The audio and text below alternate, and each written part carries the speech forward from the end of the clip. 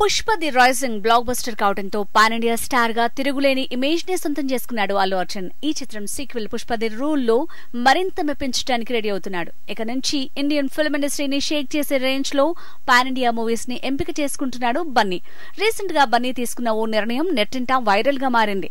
Pan India range కి ఎదిగిన star హీరోగా బన్నీకి ఉన్న స్టార్డమ్ ని ఉపయోగించుకోవటానికి బడా కార్పొరేట్ సంస్థలు ముందుకొస్తున్నాయి. భారీ రెమ్యునరేషన్స్ ని ఆఫర్ చేస్తున్నాయి. పొగాకు ఉత్పత్తులకు సంబంధించిన ప్రఖ్యాత సంస్థ తమ బ్రాండ్ ని ప్రమోట్ చేయాల్సిందిగా అల్లు అర్జున్ ని కోరిందట.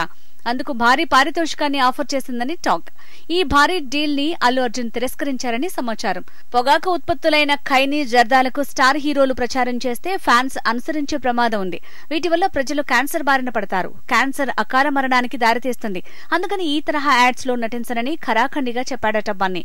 ధనాపేక్షకు లోను కాకుండా ప్రజల శ్రేయస్సు కోరుతున్న అల్లు అర్జున్ ని మెచ్చుకుంటున్నారు విశ్లేషకులు. థమ్స్ అప్, పెప్సీ లాంటి కూల్ డ్రింక్స్ లో పురుగుల మందుల అవశేషాలున్నాయని తెలిసి ఆ యాడ్స్ లో నటించడం విరమించాడు చిరంజీవి.